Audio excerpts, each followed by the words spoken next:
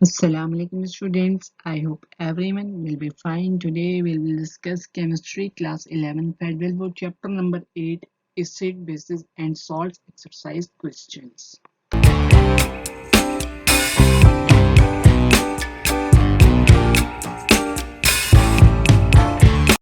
Now question number 3. Elaborate the ionization equation of water. How does it lead to the ion product constant of water? Describe an important application of ion product of water. हमने ionization equation जो water की उसको explain करना है और हमने बताना है कि आयनाइजेशन इक्वेशन से हम कैसे ion product constant of water की तरफ मूव कर सकते हैं और इम्पोर्टेंट एप्लीकेशन बतानी है आयन प्रोडक्ट ऑफ वाटर की। नाउ सबसे पहले हम देखते हैं ionisation equation of water. The ionization equation of water describes the process in which water molecule dissociate into hydrogen ion and hydroxide ion. जो हमारे पास आयोनाइजेशन इक्वेशन है वाटर की वो क्या बताती है कि जब हमारा वाटर मॉलिक्यूल है वो कैसे हाइड्रोजन आयन और हाइड्रोक्साइड आयन में ब्रेक होता है। H2O का जब रिएक्शन होता है तो हमारे पास क्या होता है जी H प्लस और OH माइनस यानी कि हाइड्रोजन आयन और हाइड्रोक्साइड आयन प्रोड्यूस होते हैं। This reaction is reversible, which means that hydrogen ions and hydroxide ion can also react to reform water molecules. ये वाला जो रिएक्शन है वो क्या है रिवर्सिबल है यानी कि अगर हमारे पास हाइड्रोजन आयन है और हाइड्रोक्साइड आयन है तो उनके कॉम्बिनेशन से या रिएक्शन से हमारे पास दोबारा वाटर मॉलिक्यूल रिफॉर्म हो सकता है। The concentration of hydrogen ions and hydroxide ion in pure water at 25 degrees Celsius is 1 into 10 raised to power minus 7 moles per liter each. जो कंसंट्रेशन है H प्लस आयन की और OH minus ion की eight 25 degree Celsius वो कितनी है जी 1.0 into 10 raised to power minus 7 moles per liter. Now ion product constant of water. The product of the concentration known as ion product of water. जब हम H plus ion की concentration और OH minus ion की concentration का product लेते हैं तो हमारे पास जो स्पीशी बनती है वो होती है जी ion product of water. Kw is equivalent to H plus ion concentration multiplied by OH minus ion concentration और क्योंकि हर आयन की जो है वो कंसंट्रेशन होती है जी 1 into 10 raised to power minus 7 at 25 degree Celsius तो जब हम इन दो का प्रोडक्ट लेंगे तो हमारे पास Kw की कंसंट्रेशन आ जाएगी जी 1 into 10 raised to power minus 14 mole square पर litre square. At any given temperature, the ion product constant of water is a fixed value. Therefore, if the concentration of one ion increases, the concentration of the other ion must decrease to maintain a constant value of Kw. जो भी हमारे पास temperature given होता है Kw की value जो वो fix होती है।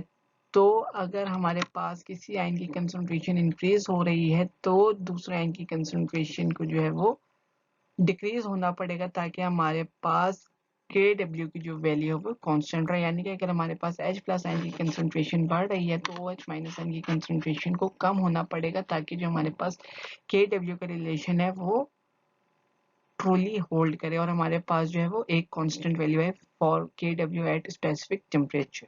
नाउ अब हमने इसकी एप्लीकेशंस देखनी है। The ion product constant of water is an important concept in chemistry and is used to calculate the pH of a solution. जो हमारे पास ion product constant of water है वो एक इम्पॉर्टेंट कॉन्सेप्ट है केमिस्ट्री के अंदर और हम उसको यूज कर सकते हैं जी to calculate the pH of a given solution.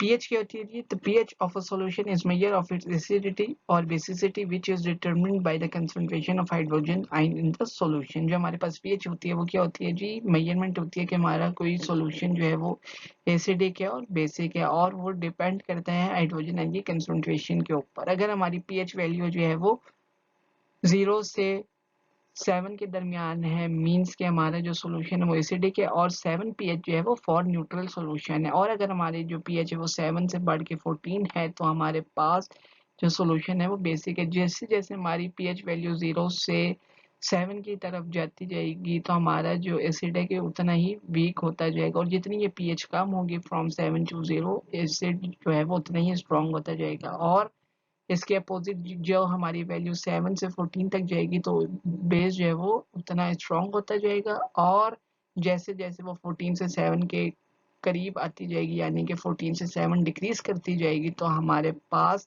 Base जो है वो उतनी ही वीक है और 7 पे जो हमारे पास न्यूट्रल सॉल्यूशन है। In addition, the ion product constant of water is also used to determine the solubility of salts and other compounds in water. Ion product constant of water से जो है हम solubility of salts को calculate कर सकते हैं और जो बाकी कंपाउंड्स हैं उनकी solubility क्या है वाटर के अंदर उसको भी हम कैलकुलेट कर सकते हैं. When a salt dissolved in water, it can either produce acidic or basic ions depending on the nature of salt. जब हम सॉल्ट को पानी के अंदर डिजोल्व करते हैं या तो हमारे पास एसिडिक आयन प्रोड्यूस होते हैं या बेसिक आयन प्रोड्यूस होते हैं, वो डिपेंड करता है कि हमारे पास नेचर ऑफ सॉल्ट क्या है. The solubility of salt in water is dependent on the pH of the solution, which is turn is determined by the concentration of hydrogen ion and hydroxide ion, and the ratio is governed by the ion product constant of water. जो solubility of water है वो depend करती है जी कि हमारे solution का pH क्या है, और pH हम कैसे find out करते हैं जी, by taking the concentration of hydrogen and hydroxide ion, और जो उनकी रेशियो होती है हाइड्रोजन आयन की और हाइड्रोक्साइड आयन की उसको हम गवर्न कर सकते हैं जी by the ion product constant of water. Now question number 4 है जी, what are buffer solution, elaborate with suitable examples, their significance in acid base reaction, write 3 common applications of buffer solution. हमने बताना है कि जी buffer solution क्या है, उनकी 3 examples को elaborate करना है और हमने बताना है कि उनकी सिग्निफिकेंस क्या है इन एसिड बेस रिएक्शन, और कोई सी 3 एप्लीकेशंस देनी है फॉर बफर सॉल्यूशन. सबसे पहले हम देखते हैं जी बफर सॉल्यूशन क्या है. जी buffer solution are aqueous solution that resist change in pH when small amount of acids और bases are added to them. Buffer solution क्या है जी, ऐसे सॉल्यूशन होते हैं जो कि चेंज इन पीएच को रेजिस्ट करते हैं जब हम स्मॉल अमाउंट ऑफ एसिड या बेस को ऐड करते हैं इन अ गिवन सॉल्यूशन. जो वो रेजिस्टेंस करते हैं for the change in pH उसको हम कहते हैं जी buffer solution. They are able to maintain a relatively constant pH even in the presence of acidic or basic substance. वो क्या करते हैं pH जो है हमारे सॉल्यूशन की उसको कांस्टेंट रखते हैं even in the presence of acidic or basic substance due to the presence of weak acid and its corresponding conjugate base or weak base and its corresponding conjugate acid. Example क्या है जी? A simple example of buffer solution is a mixture of acetic acid and its conjugate base acetate ion. When a small amount of acid is added to this buffer solution, the acetate ion react with the added H plus ions to form acetic acid, thus preventing the pH of the solution from decreasing significantly. जो हमारे पास simple example है buffer solution की वो क्या है जी, acetate ion और acetic acid की है. जब हम उस सॉल्यूशन के अंदर किसी एसिड को ऐड करते हैं तो जो हमारा एसीटेट आयन होता है वो क्या करता है, जो हमने एसिड ऐड किया है उसके H प्लस आयन के साथ मिलकर जो हमारे पास एसिटिक एसिड बना देता है, जिसकी वजह से जो हमारे जो पीएच होती है सॉल्यूशन की वो क्या होती है, कांस्टेंट रहती है rather than decreasing. Similarly, when small amount of base is added, the acetic acid molecules react with OH minus ions to form acetate ion, thus preventing the pH of the solution from increasing significantly. और जब हम base को add करते हैं solution के अंदर तो हमारा क्या होता है, एसिटिक एसिड रिएक्ट करता है with OH minus ions. Base के जो OH माइनस आयंस होते हैं उसके साथ रिएक्ट करते हैं हमारा एसिटिक एसिड और हमारे पास फॉर्म हो जाते हैं जी एसीटेट आयन. वो क्या करते हैं जी, हमारे जो पीएच है सॉल्यूशन को उसको इंक्रीज होने से प्रिवेंट करते हैं और वो कांस्टेंट रखने की कोशिश करते हैं. Significance in acid base reactions. The significance of buffer solution in acid-base reaction lies in their ability to stabilize the pH of solution. जो significance है buffer solution की in acid-base reaction वो क्या करती है, वो उसके ऊपर डिपेंड करती है कि उनकी क्या ability है कि वो pH of solution को stabilize रख सके even in the presence of strong acids or base. This is important in many chemical and biological processes. Buffer solution जो है वो chemical और biological processes में बहुत अहम किरदार अदा करते हैं. Where even small changes in pH can significantly affect the reaction rates and outcome. जहाँ पर हमारे पास थोड़ी सी pH वैल्यू के अंदर चेंजिंग से बहुत ज़्यादा सर्कमस्टांसेस अकर हो जाए, वहाँ पे बफर सॉल्यूशन जो है वो बहुत अहम किरदार अदा करते हैं for maintaining the pH at a constant value.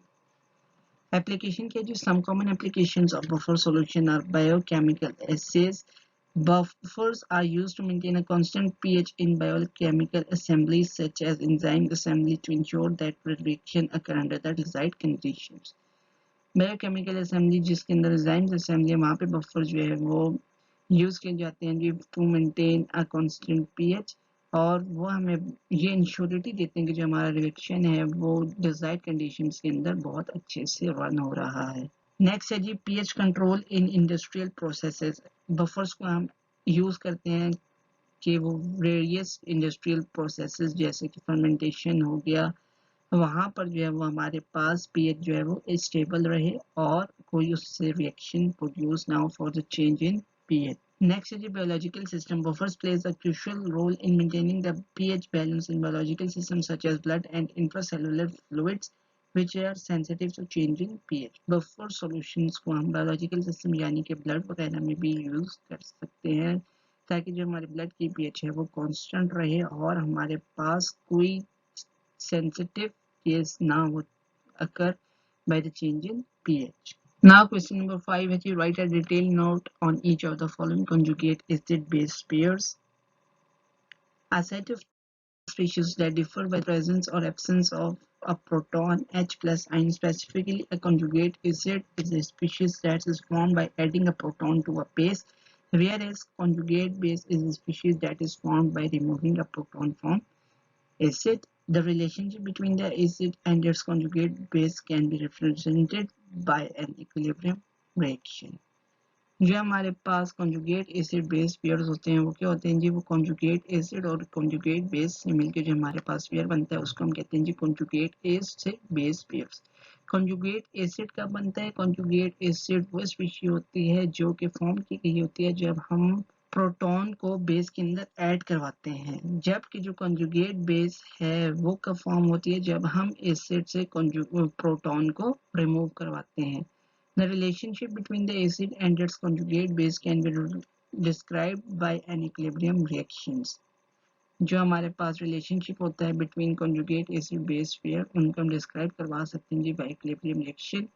Example के जी the conjugate acid of water is hydronium ion. जो कॉन्जुगेट एसिड है वाटर का वो क्या है? Hydronium ion. अब ये हाइड्रोनियम आयन कैसे बना है? जो वाटर था उसने प्रोटॉन को डोनेट किया to form H3O plus ion और हमारे पास एज अ रिजल्ट क्या आ गया जी? कॉन्जुगेट एसिड आ गया क्योंकि वाटर ने क्या किया है? प्रोटॉन को एक्सेप्ट किया है।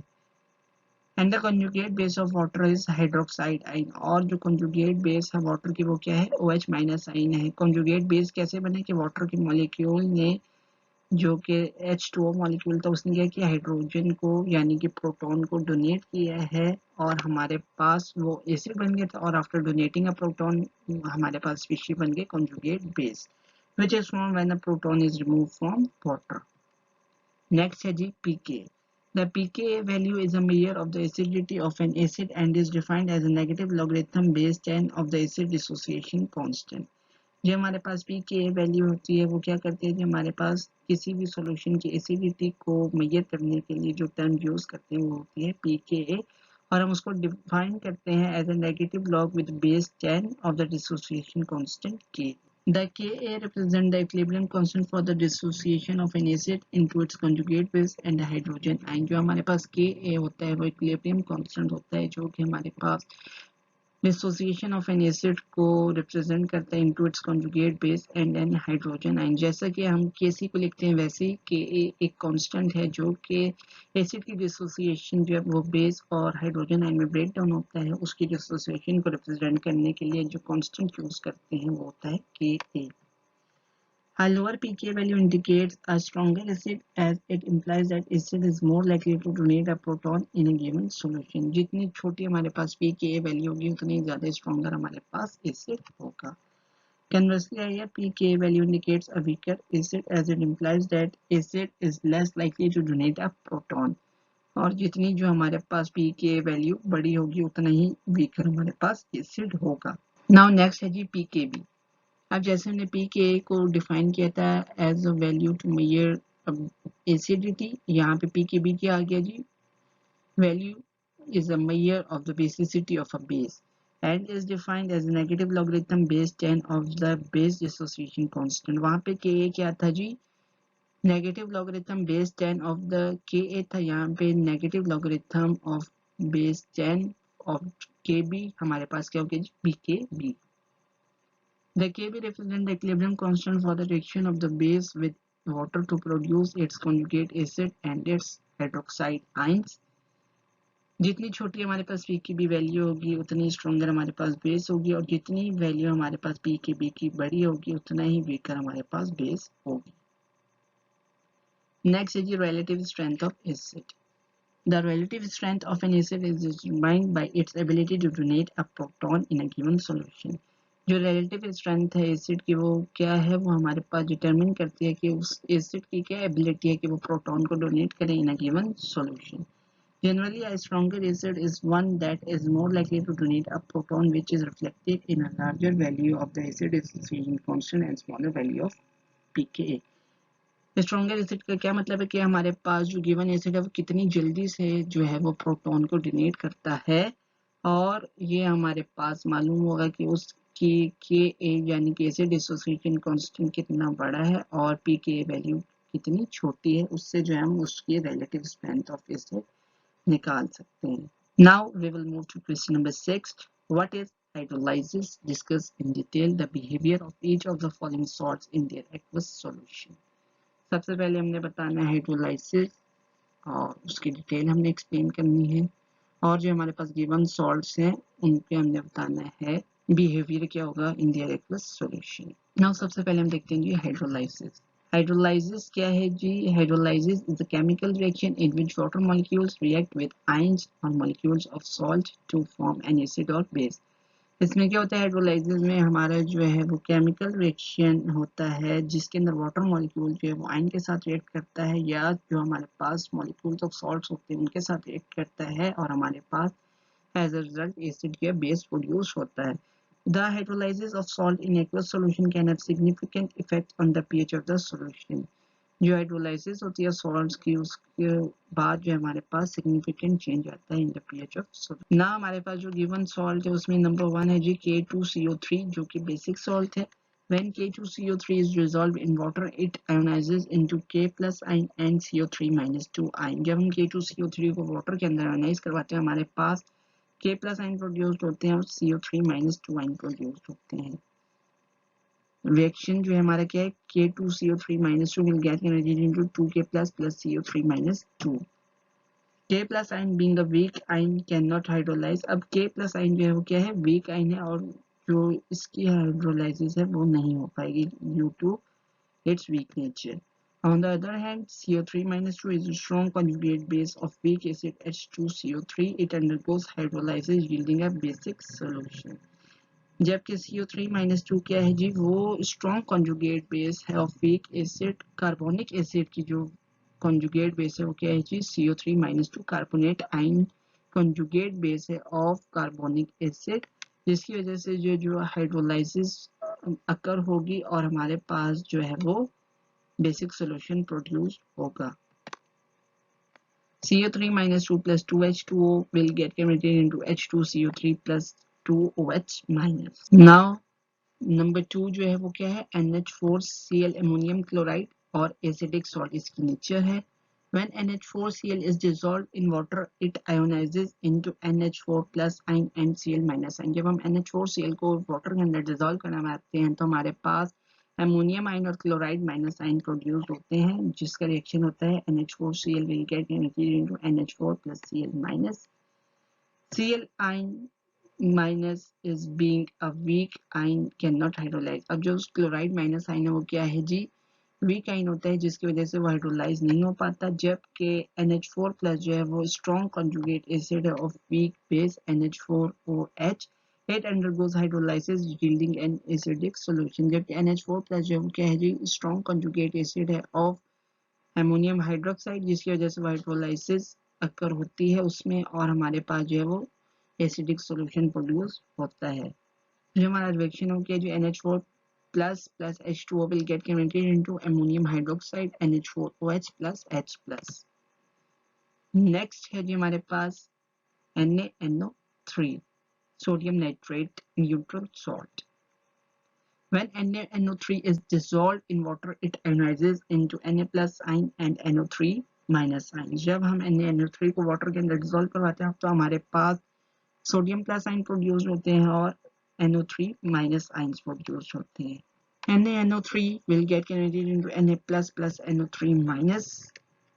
Na plus ion being a weak ion cannot hydrolyze. जो हमारे पास सोडियम आयन होता है वो क्या है जी, वीक आयन है, जिसकी वजह से वो हाइड्रोलाइज नहीं हो पाता. ऑल्सो जो हमारे पास NO3 माइनस आयन है वो क्या है, वो भी वीक आयन है, जिसकी वजह से वो भी हाइड्रोलाइज नहीं हो पाता. Therefore the pH of solution remains unaffected. और हमारे पास जो pH है सॉल्यूशन की वो क्या रहती है, सेम रहती है, उसके अंदर कोई सिग्निफिकेंट चेंज नहीं आता. Now question number 7 है जी part A. Calculate the pH of formic acid sodium formate buffer solution containing 1.0 mole of each component. हमने pH कैलकुलेट करनी है जी formic acid sodium formate buffer solution की, और हमें क्या किया है कि ईच कंपोनेंट के कितने मोल्स है, 1.0 मोल्स प्रेजेंट है. pH का जो फॉर्मूला होता है वो क्या होता है जी, pH is equal to pKa plus log of A minus divided by HA, where pKa is the acid dissociation constant of the weak acid, A minus is the concentration of the conjugate base, HA is the concentration of weak acid. For the formic acid sodium formate buffer system, the pKa of formic acid is 3.75. The concentration of weak acid, formic acid and the conjugate base sodium formate are both 1.0 moles. जो हमारे पास formic acid और sodium format की जो concentration है वो क्या है जी, 1.0 moles. और जब हम इसकी वैल्यू को इस इक्वेशन के अंदर पुट करेंगे, pKa की और कंसंट्रेशन ऑफ वीक एसिड और कंजुगेट बेस की कंसंट्रेशन को इस इक्वेशन के अंदर पुट करेंगे, तो जो हमारे पास pH आएगी वो क्या आएगी जी, pH is equal to 3.75 plus log of 1.0 divided by 1.0 and we will get pH is equal to 3.75. Now question number 7 part B है जो what will be the pH of the formic acid sodium formate solution after adding 0.10 moles of HCl acid gas to 1.01 dm cube volume of the buffer solution. pH क्या होगी जी formic acid sodium formate solution की, जब हमने 0.10 mole HCl acid को add किया है जी to 1.01 dm cube volume of the buffer solution. Assume that the volume of solution remains unchanged on addition of HCl acid. हमने assume करना है कि जो हमारा वॉल्यूम है सॉल्यूशन का वो अनचेंज रहेगा after addition of HCl acid. Ka for formic acid हमें दिया हुआ जी 1.8 into 10⁴. When an acid is added to buffer solution, the buffer will resist change in pH by reacting with the acid to form its conjugate base. जब हम buffer solution के अंदर acid को add करेंगे तो जो हमारा buffer है वो resist करेगा जी for the change in pH, और हमारे जो acid है उसके साथ buffer solution react करेगा और हमारे पास as a result conjugate base of respective acid produce होगी. In this case, the HCl will react with the formate ion HCOO minus to form formic acid, which is weak acid in the buffer solution. जो हमारा HCl है वो react करेगा जी with format ion, और हमारे पास उनके reaction से क्या होगा जी, फॉर्मिक एसिड प्रोड्यूस होगा जो कि वीक एसिड है in buffer system. The buffer will resist the change in pH by shifting the equation to favor the formation of the formate ion, thus minimizing the change in pH. जो हमारा buffer है वो change in pH को resist करेगा और हमारा जो equilibrium है वो शिफ्ट होगा towards the formation of format ion, और हमारे पास क्या होगा जी, जो pH चेंज है वो मिनिमाइज हो जाएगा. The balanced chemical equation for the reaction between HCl and formate ion is HCOO minus plus HCl will get converted into HCOOH plus Cl minus. The initial concentration of formic acid and sodium formate in the buffer solution is 1.0 mole each, giving a total volume of 1.01 dm क्योंकि हमारे पास initial concentration है for formic acid और sodium formate वो क्या है जी 1.0 मोल है, और जो हमारे पास टोटल वॉल्यूम है वो क्या है 1.01 dm cube. The concentration of HCl acid added to buffer solution is 0.10 moles. Now to calculate the pH of the buffer solution after the addition of HCl, we need to determine the new concentration of formic acid and formate ion. उसके लिए हमें क्या करना पड़ेगा जी, सबसे पहले हमने determine करना है जो हमारे पास फॉर्मेट आयन की अमाउंट रिएक्ट की है with HCl.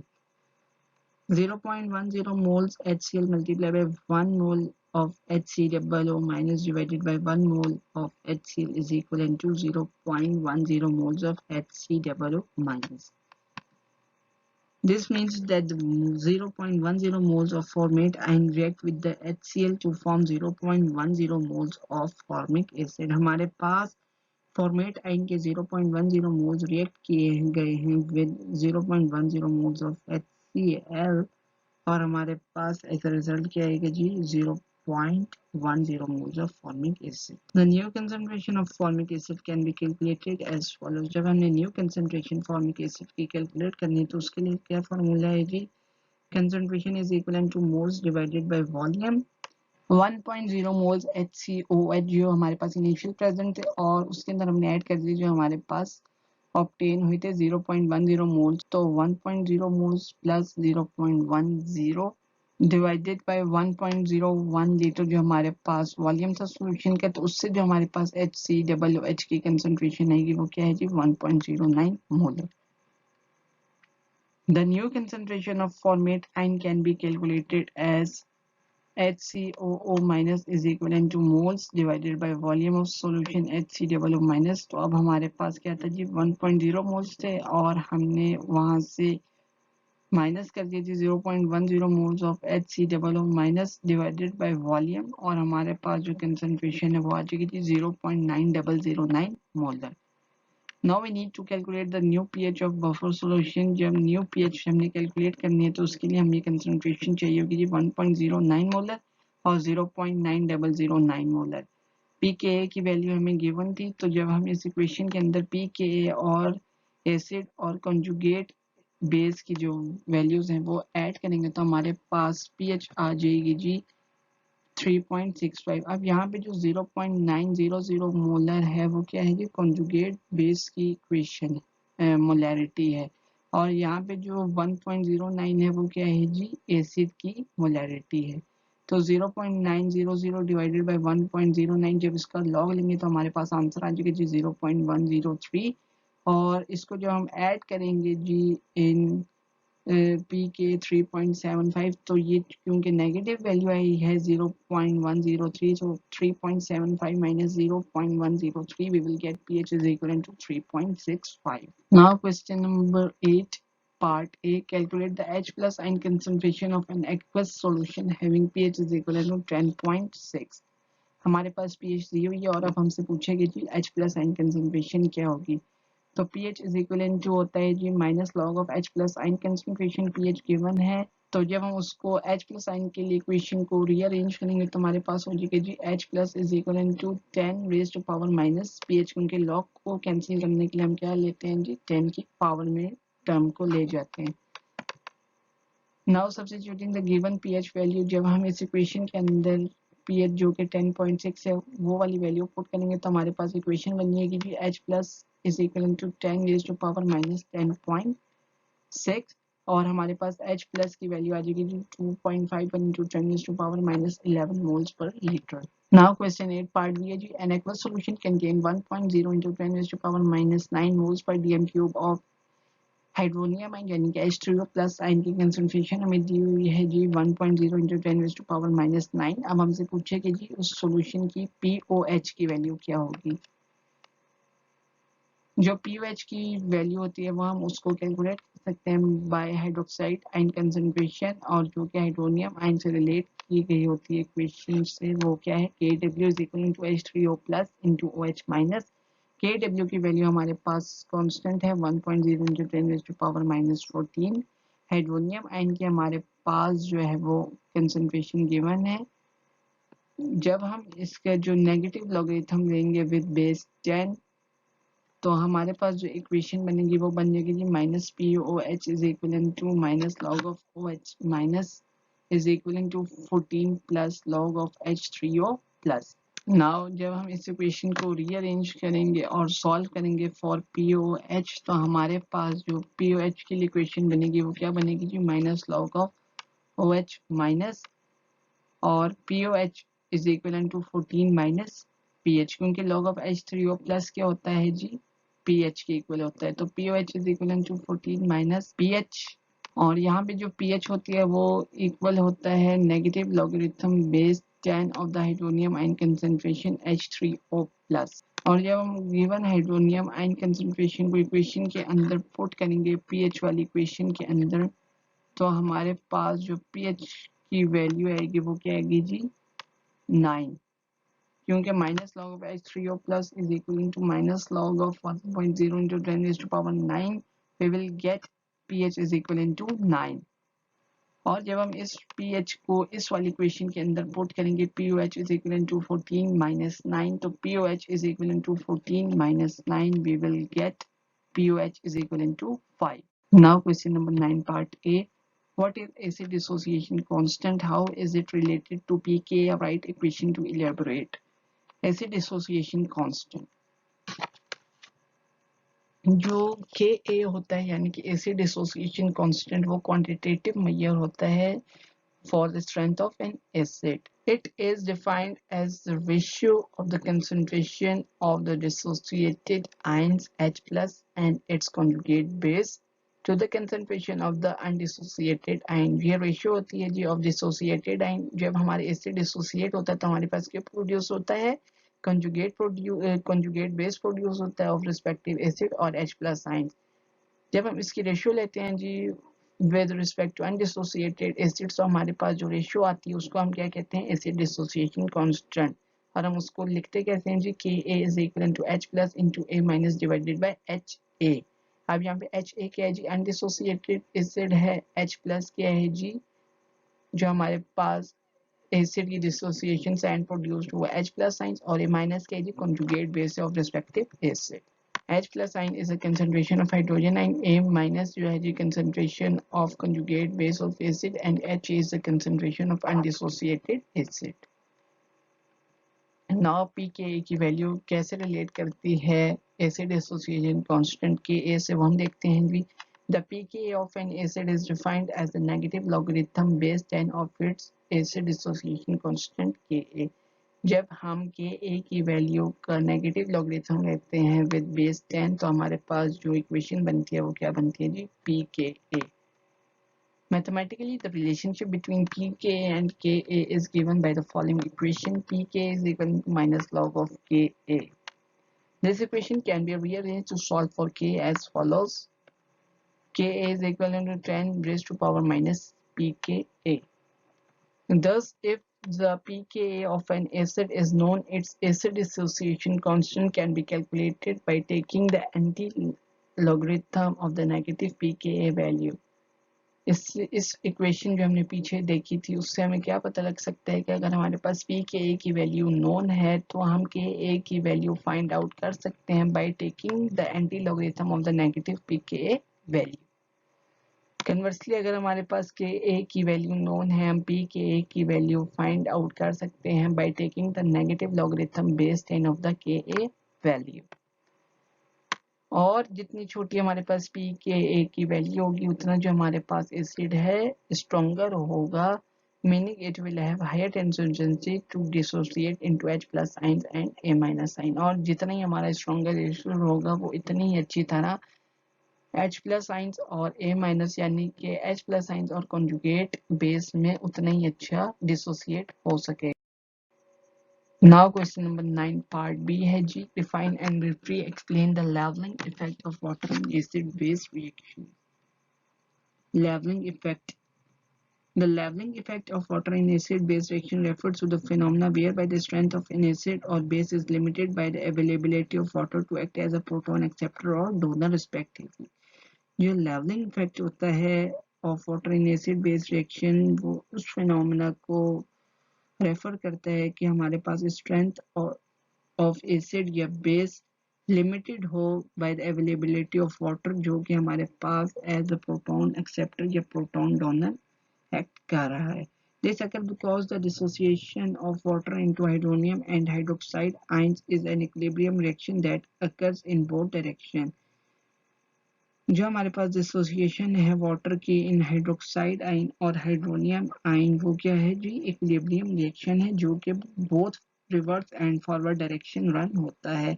The equilibrium constant for this reaction is given by the expression Kw is equal to H3O plus OH minus. ये जो Kw ये क्या है जी इक्विलिब्रियम कांस्टेंट है फॉर वाटर।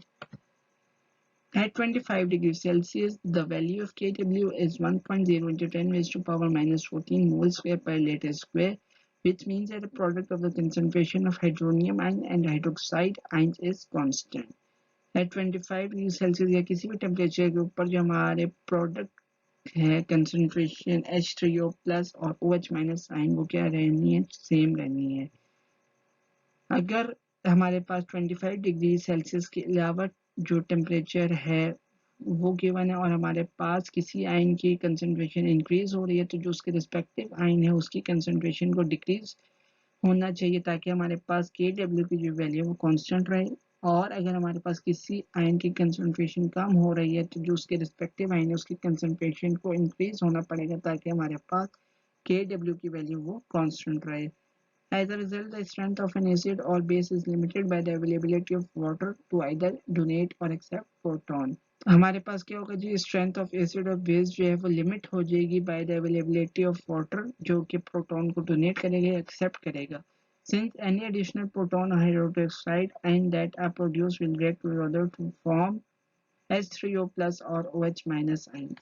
और हमारे पास जो बकाया प्रोटॉन या हाइड्रोक्साइड आयन रह जाएंगे जो कि प्रोड्यूस हुए हैं वो वाटर के साथ रिएक्ट करेंगे और हमारे पास हाइड्रोनियम आयन या हाइड्रोक्साइड आयन प्रोड्यूस होगा। For example, if a strong acid such as HCl is added to water, the HCl molecule will dissociate completely into H plus and Cl minus।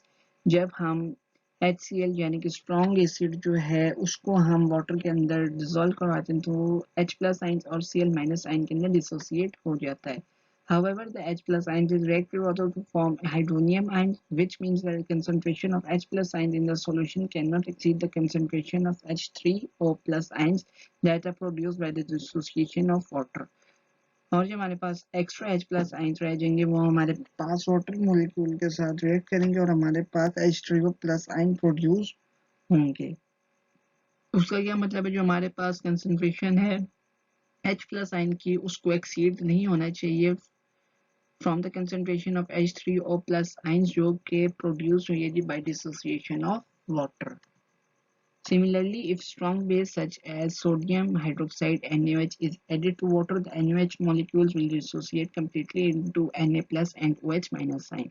और जब हम base को water के अंदर dissociate करवाएं जैसा कि NaOH हो गया तो हमारे पास हाइड्रोक्साइड आयन और Na plus आयन में डिसोसिएट हो जाएगा। However, the OH ion react with water to form OH minus ions, which means that the concentration of OH minus ions in the solution cannot exceed the concentration of OH minus ions that are produced by the dissociation of water।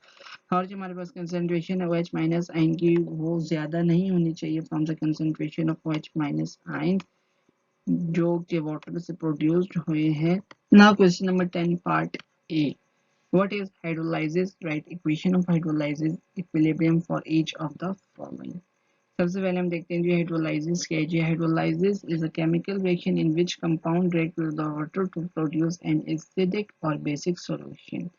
Hydrolysis क्या है जी, chemical reaction है जब कोई compound water के साथ react करता है तो हमारे पास एसिड और बेसिक सॉल्यूशन प्रोड्यूस होता है।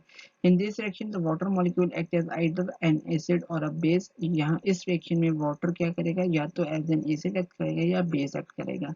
And it react with the compound to form its conjugate acid और conjugate base respectively. Hydrolysis of lithium plus ion. Lithium plus ion की हाइड्रोलाइसिस कैसे होगी जी, लिथियम प्लस आयन को वाटर के अंदर डिसॉल्व करेंगे तो हमारे पास HLi plus OH minus produced होंगे। In this reaction, the lithium ions react with water to form lithium hydroxide and hydroxide ion। Next है hydrolysis of NH4 plus। NH4 plus H2O will get converted into NH3 plus H3O plus। In this reaction, the NH4 यानी कि ammonium ion react with water to form ammonia and hydronium ion H3O plus। Next है hydrogen of Cn minus। Cn minus plus H2O will get converted into HCN plus OH minus। The Cn ion react with water to form hydrogen cyanide HCN and hydroxide ion OH minus। Now question number 10 part B is write unique property of buffer solution। What types of acids are required to prepare buffer solution? Name two such acids। हमने to unique property देनी है जी buffer solutions की और हमें buffer solution की preparation के लिए किस किस्म के एसिड रिक्वायर होते हैं, हमने दो उन एसिड्स के नाम बताने हैं। प्रॉपर्टीज ऑफ बफर सबसे पहले हम देख लेते हैं जी। One unique property of buffer solution is that they resist change in pH upon addition of small amounts of acid or base। एक तो ये यूनिक प्रॉपर्टी है बफर सॉल्यूशन की कि जब हम किसी एसिड या बेस को सॉल्यूशन के अंदर ऐड करवाते हैं तो बफर सॉल्यूशन क्या करते हैं जी, चेंज इन पीएच को रेजिस्ट करते हैं। This property arises due to the presence of weak acid and its corresponding conjugate base or weak base and its corresponding conjugate acid in the buffer solution। हाँ, ये property किस वजह से होती है जी बफर सॉल्यूशन की। अगर तो हमारे पास वीक एसिड सॉल्यूशन के अंदर तो जो उसके करस्पॉन्डिंग कॉन्जुगेट बेस है वो प्रेजेंट होगी, या अगर हमारे पास वीक बेस है तो उसका जो करस्पॉन्डिंग कॉन्जुगेट एसिड है वो बफर सॉल्यूशन के अंदर प्रेजेंट होगा, जिसकी वजह से जो बफर सॉल्यूशन है वो चेंज इन पीएच को रेजिस्ट करते हैं। द वीक एसिड और बेस कैन एक्सेप्ट और डोनेट प्रोटॉन। जो वीक एसिड और बेस है वो प्रोटॉन को एक्सेप्ट या डोनेट करते हैं respectively, thereby neutralizing the effect of any added acid or base and preventing significant change in the pH of the solution। जिसकी वजह से जब वो प्रोटॉन को डोनेट या एक्सेप्ट करते हैं वीक एसिड या बेस, तो हमारे पास क्या होता है जी, न्यूट्रलाइजेशन हो जाती है रिएक्शन की और हमारे पास pH of solution चेंज नहीं होता। Types of acid required to prepare a buffer. To prepare a buffer solution, a weak acid and its conjugate base or a weak base and its conjugate acid must be used। हमें weak acids require होते हैं for the preparation of buffer। The weak acid and its conjugate base will be able to resist change in pH upon the addition of a strong base, while the weak base and its conjugate acid will be able to resist pH change upon the addition of strong acid। जो weak acid और conjugate base का combination है वो resist करता है with change in pH जब हम strong base को ऐड करते हैं, और जो वीक बेस और कंजुगेट एसिड का पेयर है वो रेजिस्ट करता है for the change in pH जब हम स्ट्रॉन्ग एसिड को इन बफर सॉल्यूशन ऐड करते हैं। एग्जांपल्स ऑफ एसिड क्या हैं जी। Example of acid commonly used to prepare buffer solution include acetic acid CH3COOH and carbonic acid H2CO3। Now that's all about exercise questions of chapter number 8. Thanks for watching. Please like my video and share my videos to other friends and press the bell icon for the subscription in order to get a notification for all the videos which will be uploaded in future. Inshallah, in our next video we will discuss examples of chapter number 9. Till next video, take care. Allah Hafiz.